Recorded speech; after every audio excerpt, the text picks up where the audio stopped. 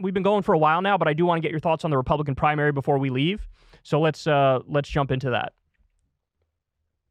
Cool. Yeah, I think it's basically signed, sealed, delivered. I mean, I know that there's Tim Scott that they're putting like $40 million in ad runs for down in South Carolina as a desperate bid to kind of shore things up after Ron DeSantis. Basically, his campaign's falling apart. He was never able to get his footing. His entire base was just a byproduct of Donald Trump's base, it seems. And while for a while, a lot of people were nervous about Ron DeSantis because he's much more obviously competent than Donald Trump for the reasons we discussed earlier in the podcast. I think that because Donald Trump carries so much of a circus, it's honestly, it's almost over before it even begins. I mean, I think that Donald Trump could win the Republican primary from jail at this point. And so I honestly, I don't think that there's anything that they could do to keep him from getting the nomination. And I do not say that with any level of praise or happiness. I just think that his base is so delusional and so big that it's going to be impossible, even with every effort of the, Republican Party, if they decided to try and, keep it away from him with some more respectable candidate. Yeah. I totally agree on that. And my hot take is that Ron DeSantis is completely fucked. I have never seen a presidential candidate flop harder than Ron DeSantis has, starting with his hilarious Twitter Spaces launch, which essentially set the tone for his entire campaign. I said on the show the other day, his campaign has gone off like a wet firework. And I am very proud. I will say, I don't like to toot my horn a lot on the show. And, I've made some predictions that didn't come true. But one thing I'm proud to say is that I've been calling for a while now, for over a year, that Ron DeSantis is one of the most overrated and overhyped politicians of my entire lifetime, and that he's not actually going to be successful on a national level. I just don't think he's charismatic. I don't think he's funny. I think he comes off like a dick. I think he comes off super whiny. And don't get me wrong, Trump also can come off like a dick, and he can also come off as whiny, but he's charismatic about it and he's funny about it, which is so much more endearing. And he just has the charisma of a celebrity. Ron DeSantis, on the other hand,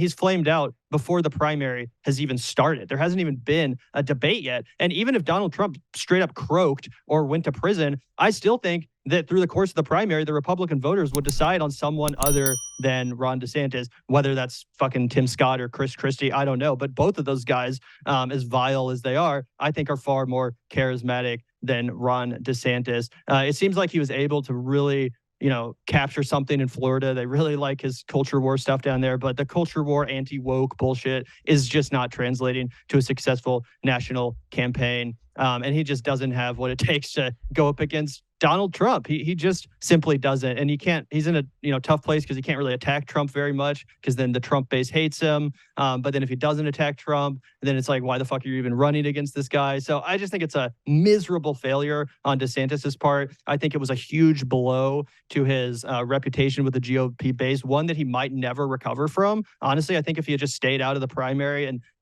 continued being the governor of Florida, I think he would have continued to rise in his celebrity, continued to be kind of a darling of the right wing. I think it was a huge mistake that he entered the primary and challenged Trump, because now he's forced to criticize Trump. He's forced to criticize Trump. By running against Trump, you have to at some point vocally criticize Trump. And because of the fact that the Republican base is now quite literally just a cult of personality around Donald Trump, their dear leader, they barely even care about policy anymore. They don't even really talk about building a wall or anything policy related. It's all just about their dear leader, their God King, Donald Trump. And the biggest sin you can commit as a fellow Republican candidate is insulting, criticizing, or turning on the God King, Donald Trump. And that's what Ron DeSantis is doing. And I think his reputation among the base might never recover. So I was wrong on DeSantis. After the midterms, it actually seemed like obvious to me that he was the direction they were going to go. And here was my reasoning for it was the midterms were defined by Trump getting involved, basically handpicking his candidates, making them run on the issues he wanted them to run on, like the election was stolen, let's keep talking about 2020. All of Trump's handpicked candidates shit the bed. All of the non-Trump candidates who were Republicans did well and won, and Ron DeSantis ended up winning by a ridiculous, it was like 19 points or something like that in Florida. So, and there was a brief moment after the midterms where he was tied with Trump, and in some polls had eclipsed Trump. So I looked at that and I thought, I think DeSantis is probably the favorite, and the reason why DeSantis is the favorite is because I thought, naively, that Republicans would start believing at least a little bit that electability matters. That, like, for a general election, you can't just go with, like, oh, this is the guy I want. He agrees with me on everything. We need to, like, actually beat the Democrats. Let's go with somebody who can beat the Democrats. But they didn't do that. I was wrong. The Republicans were, I overestimated the intelligence of the Republican base, because what ended up happening was they're like, oh, I don't care about electability at all. Now I'm just going to double down and triple down and quadruple down supporting Trump, even though he's like the least likely candidate to actually be able to beat any Democrat in the general election. So I was actually going to ask you, but you already answered it, Gavin. I was going to ask you if you think DeSantis is going to lose second place, but you already said, like, you kind of do. I will say this.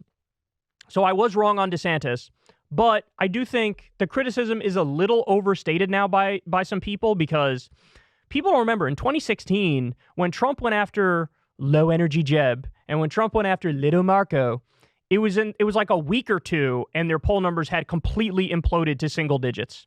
Whereas with DeSantis, he's been under Trump assault for a very, very long time, and he's still hanging in at about the 20% line. Now, it's been a massive collapse, right? Because at his peak, he was like 38%. So he's down to 20.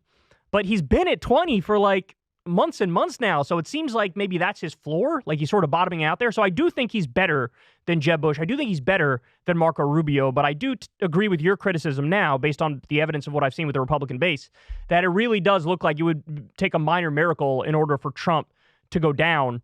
In terms of candidates who would surpass DeSantis, I don't know, man. I can't. Vivek Ramaswamy's having a moment right now where he was in like third place in some polls. In certain states, he's in double digits.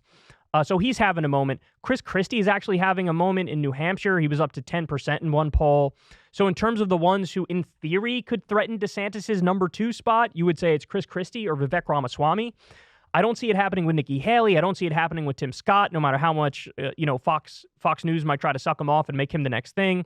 I don't see it happening with my boy Doug Burgum, who I love dearly. I don't see it happening with Asa Hutchinson, who barely exists. So I don't know. I think DeSantis is probably going to stay around the same zone where he is. I think Trump is still a favorite. And I don't know, with more indictments rolling in, I still think Trump will probably stay where he is. I don't know if he'll go up more than he has. I think he'll probably hang out where he is in the 50% range.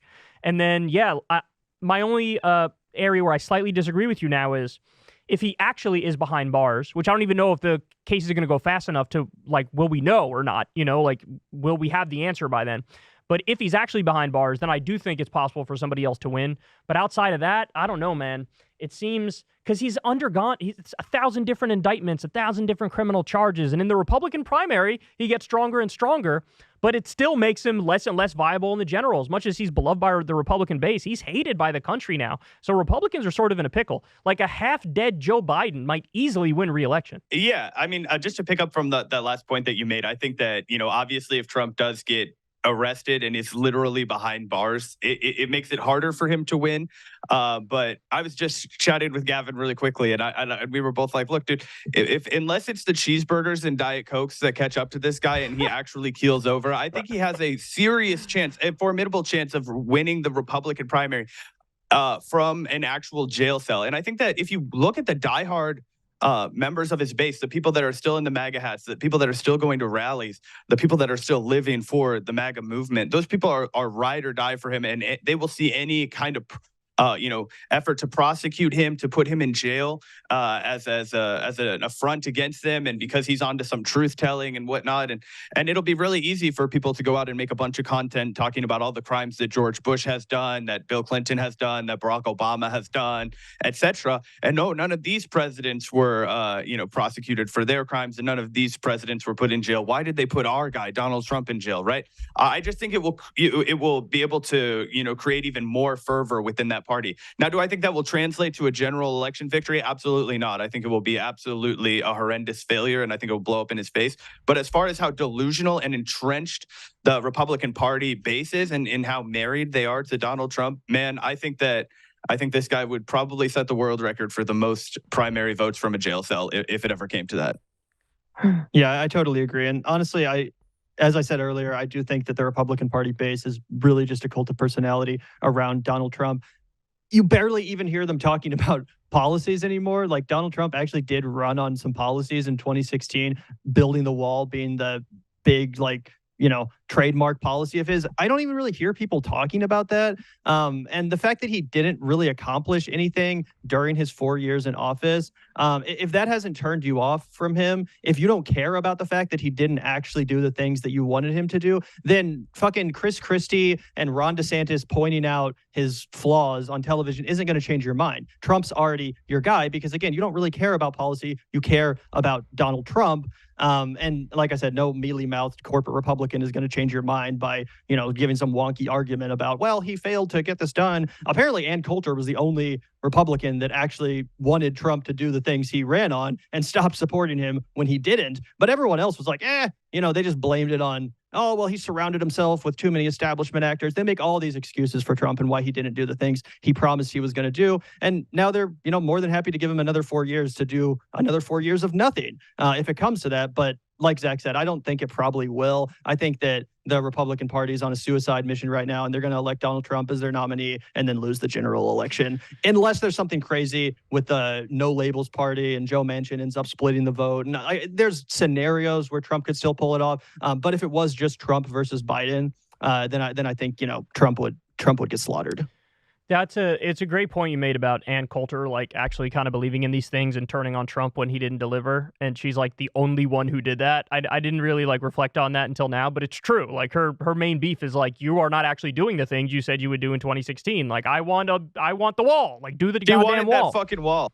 Yeah. So, my final two thoughts, and then I'll turn it over to you guys for last words here. I honestly think, I can't believe there's not already a law about this, but we really do need a law that you can't run the country from behind bars because you literally can't do all the things you have to do from behind fucking bars. You can't do trips overseas. Like you can't, like it's crazy. Like that, there should be a law on that. And there should also be a law mandating that the candidates on both sides have to debate. Biden should have to debate Marianne and RFK. Trump should have to debate DeSantis and all these other weirdos. Like, it's crazy that it's like a question as to whether or not we're going to get to see them debate.